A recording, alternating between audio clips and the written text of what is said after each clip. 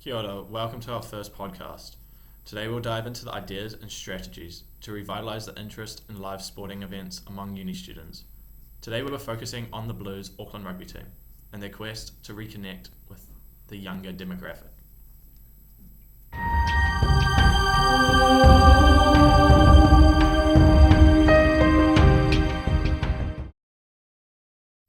Let's start by identifying the problem. Attendance at live games has been dwindling in recent years. It is time to address the root causes of these issues. Today I have myself, Seb and Jackson, with Poncho behind the camera. Each of us will be bringing a unique perspective to the table. Through this podcast, we'll be covering principles and processes of sustainable event creation and the practicalities of ethical entrepreneurship. At our upcoming event, we're showcasing the principles and processes of ethical entrepreneurship in real time, with a focus on sustainability, social responsibility, and transparency. We are setting new standards for business practices. Jackson, who is our target audience for this initiative? We're serving the university-age Blues fans who consist of an estimated 40,000 students from Auckland University and a further 27,000 from AUT. Targeting this huge pool of individuals has the potential to boost attendance for Blues games. Stuff reports that students are struggling with mental health due to the current cost of living crisis. Being able to make it more than affordable for them to attend a sports game with their friends creates a social atmosphere that can help boost mental health. Despite the cost of living crisis and the hardened financial burden that students carry, it has been shown that attending live sports events can increase their mental well-being. Targeting the university student populace of Auckland means an extra 67,000 people have access to these live games and are able to afford it at a much more accessible cost. Thanks for the insight on that, Jackson. What is the problem the Blues are facing? Rugby Pass reports that in recent years, live game attendance has dropped considerably since 2019, with crowds sitting below 15,000 even then. This becomes a problem for Eden Park to host games when their stadium's capacity sits at 50,000. Low attendance leads into less income each week, and an empty stadium looks worse as well for the ability to host games of interest in the future. The Stuff reported over 6 years ago that crowds are beginning to dwindle in numbers due to two major reasons. The first one being an environmental factor of a late kick-off time during the middle of winter on a Saturday night. This late starting time is not very convincing for people to attend a game in the wintry cold night, as opposed to watching in their homes comfortable and warm. The second and more relevant issue is the price of a ticket. A high ticket price combined with high costing of food and drink makes for an expensive night, or the inability to eat during a game. Thanks for that, Jackson. What are the ways Eden Park and the Blues are currently trying to solve this issue? They are not currently. The Blues franchise has divided its membership options into 4 different categories to make tickets more affordable for members each year. They have the seasonal pass, the 3-game membership, the Mahi Flexi membership, and the supporter membership to allow for better payment options for keen supporters but who are unable to make every game throughout the season. Each plan has different benefits and prices to suit these deals, which makes it a bit more attractive to some, but there is not a deal that currently targets a university student directly. Despite the ability to sell out the entire stadium with just university students, no major direction is being made towards this demographic.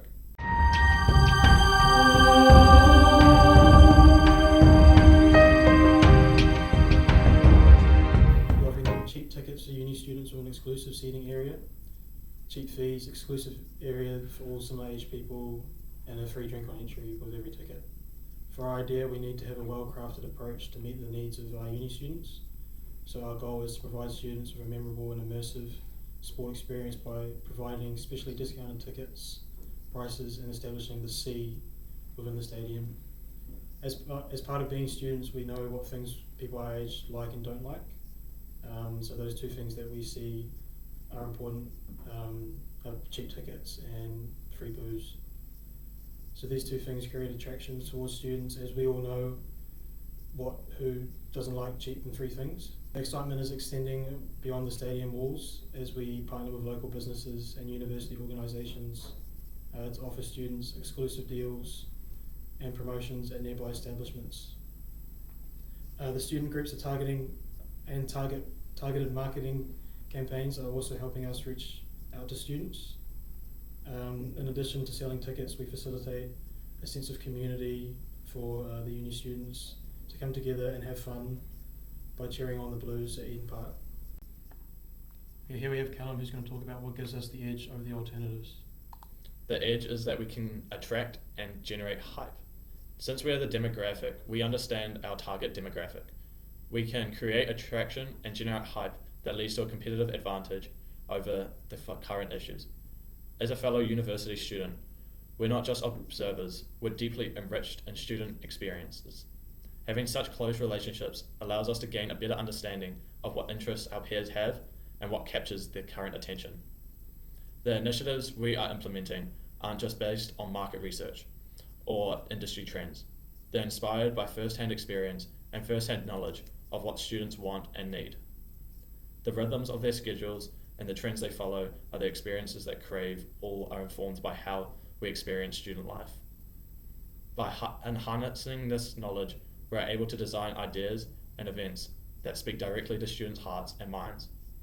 In every aspect of our approach, we cater to student needs, from the choices of activities at Eden Park to the marketing of the event. Every aspect of our work is authentic, resulting in a genuine connection with our audience. By being part of this demographic, we're uniquely positioned to anticipate their needs, adjust to their preferences, and stay ahead of the curve as a result. Up next, we have Seb, who's going to talk about our story. So we have Blues supporters who aren't keen on paying so much for tickets and want to see more supporters to create a better atmosphere at games, because back in the day, live rugby at Eden Park was a big part of the true Blues student experience, where there was beer, crowds, electric atmosphere, and people having a hell of a good time. The terraces were legendary. We're going to bring back the terraces and the experience back to uni students in Auckland. Thanks, Seb. How are the ways we're going to communicate with the students? By inclusion in the tertiary O-Week packs, then stalls will be set up for the O-Week that will sell tickets. Inclusion on student association websites, posters on campuses, and then inclusion in student association social media and emails. Thanks, Seb. Up next, we're going to talk about how we're going to make money from this. Well, so since Auckland has the most uni students across the country, we will have to rely on the fact that heaps of uni students will get around this and want to be a part of it. To make it a big attraction so that many tertiary students in Auckland mark up on the drinks and food enough to sustain the ticket price. More ticket sales, a great number of people purchasing tickets to individual games and multi-ticket packages. More merch sales from discount codes, and larger following and support for the Blues and numbers attending the games.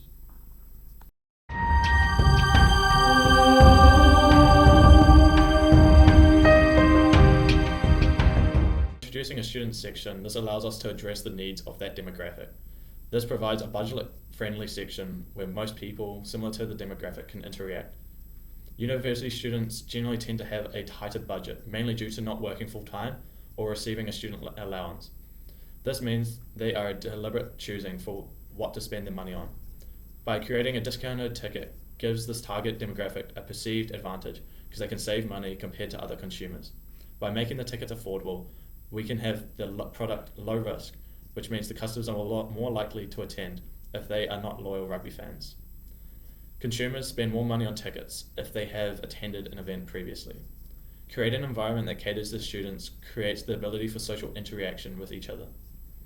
Social interaction with others contributed to the consumer's overall experience. Using Blues games as a rallying point for the students gives them the ability to receive social benefits such as improving their quality of life and developing a kinship within their community.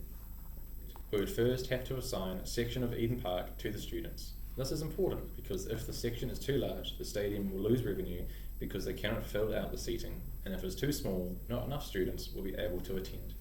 Secondly, coordinating with the surrounding universities' student associations to help market the events, either through their social media channels or word of mouth, would help generate buzz.